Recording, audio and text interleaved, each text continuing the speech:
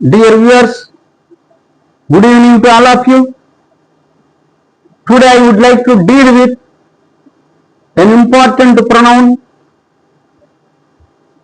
that is relative pronoun. That.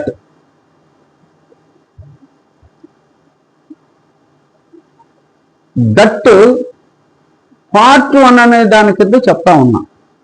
అంటే దట్కి కొంత extension ఉంది. ఈ దట్టు సబ్జెక్టు కేసు దట్టే, ఆబ్జెక్టు కేసు దట్టే, పొసెసివ్ కేసు లేదు దట్టుకి. దీని హిస్టరీ ఒకసారి గమనించాను నేను. 9వ శతాబ్దానికి ముందే ఉందన్నమాట ఇది ఇంగ్లీష్ భాషలో. 11వ 15వ శతాబ్దంలో ఇది స్టెబిలైజ్ అయింది. స్పెల్లింగ్ కూడా మారుతూ వచ్చేసింది. అంతకుముందు వేరే స్పెల్లింగ్ ఉండేది, తర్వాత THAT దట్ అని వచ్చేసింది. తర్వాత కాలంలో అది డెమాన్స్ట్రేటివ్ ప్రొనౌన్ గాను రిలేటివ్ ప్రొనౌన్ గాను స్థిరపడింది. షేక్స్పియర్ పీరియడ్కి ఇంకా బాగా వచ్చేసింది. ఇప్పుడు మోడర్న్గా it is playing dual role, demonstrative pronoun and relative pronoun. That is a brief history about it. ఈ that usually we can use that relative pronoun wherever we can use who or whom or which or which. That is subjective case of who, objective case of whom, objective case whom, subjective case of which, objective case of which. ఈ 4 స్థానాల్లో చాలా కన్వీనియంట్గా ఈ ఎక్కడ వాడామనేది మనం చూసాం. పర్సన్స్కి who అని, వస్తువులకు విచ్ అని చూసాం రిలేటివ్ ప్రొనౌన్గా. అవి మనం వాడండి. ఇట్లా డిస్టింగ్విష్ చేయకుండా అసలు ఎందుకు ఇదంతా లేనిపోయింది అనుకున్నప్పుడు దట్ పెట్టేసి, మీకు అనుమానం వచ్చిందా దట్ పెట్టేసి అంతే అయిపోయింది. అందుకే ఏం రాశాను, we can use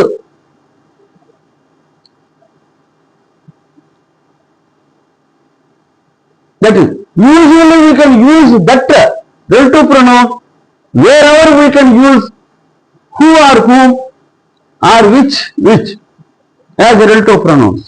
For using that we need not distinguish between persons and things. Persons అయినా things అయినా ఫ్రీగా వాడేసుకోవచ్చు.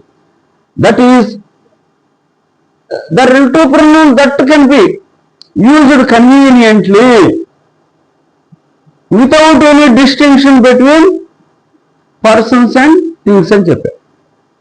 చూడండి, అంతకుముందు ఎగ్జాంపుల్ మనసులో పెట్టుకొని, he the teacher who taught us maths అని అన్నాడు.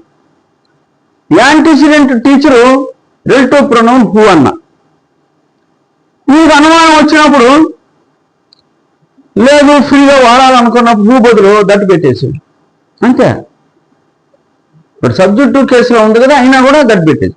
He the teacher that taught us maths. చూడండి, సింపుల్.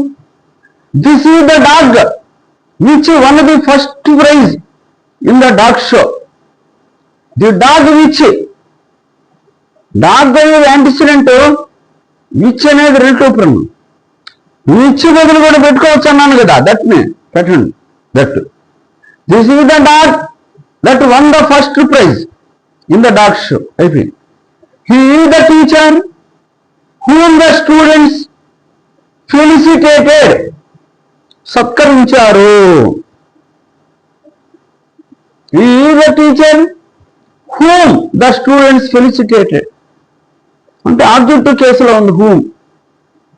స్టూడెంట్స్ ఫెలిసిటేటెడ్ హూమ్, ఆ హూమ్ వచ్చి టీచర్ పక్కన చేరింది. ఇది రిలేటివ్ ప్రొనౌన్ ఆబ్జెక్టివ్ కేసు. దాని బదులు కూడా దట్ వాడుకోవచ్చు. సబ్జెక్టివ్ కేసు అయినా ఆబ్జెక్టివ్ కేసును వాడేసుకో. He is the teacher that the students felicitated. ఇలా మీరు 1-4 సార్లు చదవండి. హూ, హూము, విచ్, వాడే చోట సబ్జెక్టు కేసు అయినా ఆబ్జెక్టివ్ కేసు అయినా మనము దట్టుని వాడుకోవచ్చు. 15-16 శతాబ్దంలో చాలా ఎక్కువగా వాడారు. దానికి ఒక ఎగ్జాంపుల్ కూడా ఉంది. లూయిస్ అలెన్ అని అతను లివింగ్ ఇంగ్లీష్ స్ట్రక్చర్ అనేటువంటి గ్రామర్ బుక్ లో నేను చాలా ఏళ్ల క్రితం చదివాను. ఒక తమాషైన వాక్యం ఇచ్చాడు. దట్టు ఒకే వాక్యంలో పక్క పక్కన 5 సార్లు వాడాడు అనమాట. ఆయన కంజంక్షన్ గా వాడాడు, రిలేటివ్ ప్రొనౌన్ గా వాడాడు, డెమాన్స్ట్రేటివ్ ప్రొనౌన్ గా వాడాడు. 5 సార్లు. కానీ ఇక్కడ టైం లేదు కాబట్టి చెప్పలేదు. సరే ఎప్పుడన్నా కూడా స్పెషల్ వీడియోలో దాని గురించి షార్ట్ వీడియోలో చెప్తాను. అంటే దట్ అంత ఎక్కువగా వాడారని చెప్తున్నారు గ్రామీణియన్స్ ఒకప్పుడు.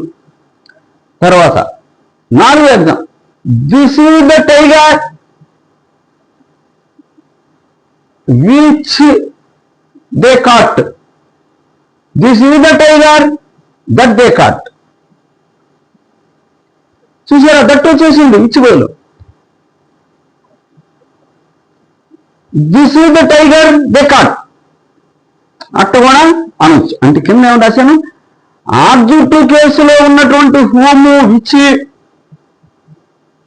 దట్టుని వాడకుండానే వాక్యం కూడా రాసేయచ్చు.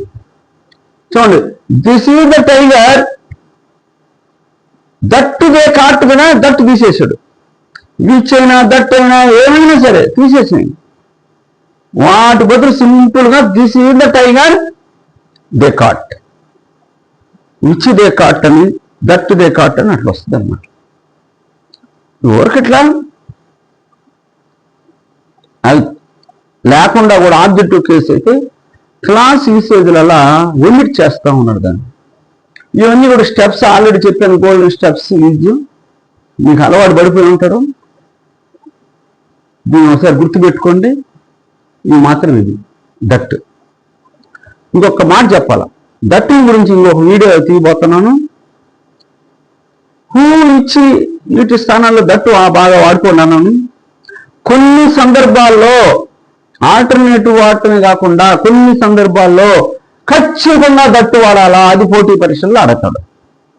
ఆల్ అన్నాడు అనుకోండి, చూడండి, all that glitters is not gold. చూసారా, దట్టు వచ్చిందా లేదా? అట్లా సూపర్లేటివ్ డిగ్రీలో ఒక యాడ్జెక్టివ్ ఉంటే తర్వాత దట్టు వాడటం అనేది సాంప్రదాయం, వాడాల్సిందే సూపర్లేటివ్. ఈ the most intelligent student that all others liked him, appreciated him. చూసారా, దట్ వాడేశారు. అంటే సూపర్లేటివ్లో కానీ ఆల్ అనే పదం వచ్చినప్పుడు కానీ ఎవ్రీథింగ్, ఎనీథింగ్, నథింగ్, నన్, లిటిల్, మచ్, ఇటువంటి పదాలు కొన్ని ఉన్నాయి. దాన్ని తర్వాత లిస్ట్ అవుట్ చేస్తాను. ఆ పదాలు వస్తే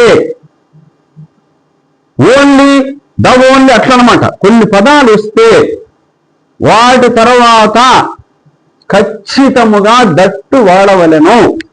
దీని గురించి నేను తర్వాత వీడియో చేయబోతున్నాను. ఇది మాత్రం 1కి 4 సార్లు చదివి కమాండ్ తెచ్చుకోండి.